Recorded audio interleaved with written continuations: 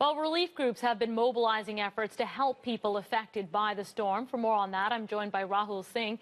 He's Executive Director of Global Medic, and he joins me here in studio. Thank you so much for taking the time to be here. I understand that you've had an update from some of your people on the ground there.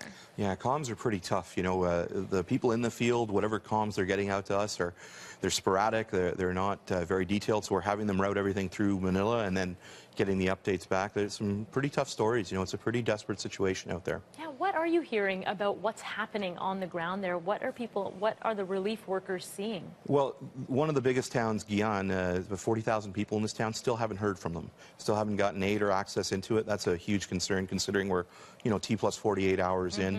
You're hearing, you take a storm like this, biggest storm to ever hit landfall, put 18 million people in its path, and it doesn't make for a good outcome to many of the stories. You know, some of our team members have heard things like, you know, the mom who lost her child in the flash flooding and gets separated from her family. I mean, I fear that's not going to have a very, very happy outcome. You look at all of the logistical nightmare it is to try and get into the eastern part of this country. The airport's down.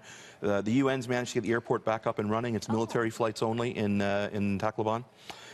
Fuel cells were destroyed, so they've got a couple more up. So it's limited aircraft coming in. It's 11 kilometers from the airport to the town, one road open, round trip, 6 hours. Wow, that's incredible. 6 hours to get from... Yeah, tough logistics, tough comms.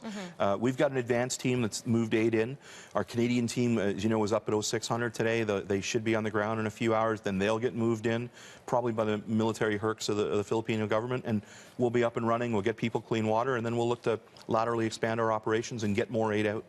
From what you're hearing from people on the ground, what is most needed at this point? Well, I mean, let's just think of it. If you're vulnerable and you've lost your shelter and your place to live because the storm came through, you need all the basics, right? Water, food, access to primary health care. These are all the things. We're going to focus from a public health point of view on keeping people healthy by getting them clean drinking water.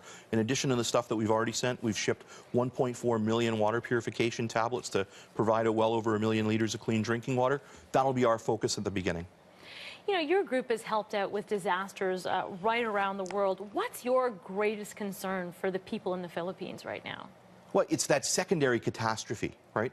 We got 750,000 people out of the way of the storm into shelters to keep them alive. Great job. But now they're back into their homes. They're vulnerable, or what's left of their homes. If they get contaminated water, you look at Haiti. Think of the cholera outbreak in Haiti, right? We need to keep people healthy, and things like clean water do that. Let's put this in perspective. The UN says there's 9 million people that are directly affected from the storm. Of the 18 million in the way, 9 million have somehow suffered a loss or affected. That's triple what the earthquake did in Haiti in terms of the affectees. I can't even imagine what the psychological toll must be on the people, even when relief workers come in. You know, it's there's psychological toll on both folks, right? The responders and then the folks that have undergone the loss. The Philippines is a very resilient place. You know, they're punchy, they're fantastic people, they've got great spirit.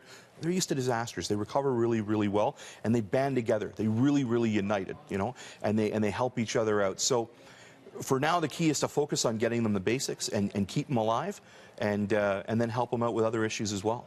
Yeah, it's incredible when we see the pictures and what people are going through, if they have survived and now they are in a state of, you know, needing to get food and shelter. So it's amazing what your crews are able to do. Thank you so much for taking the time to come in and speak with us. We really appreciate it. No, thanks for having me in. Your viewers can support us at globalmedic.ca, and we'll get aid to people that need it. Great. I'm glad you got that in. Rahul, thanks for being here. That's Rahul Singh. He's the Executive Director of Global Medic. And of course, you can go to their website if you want to make a donation.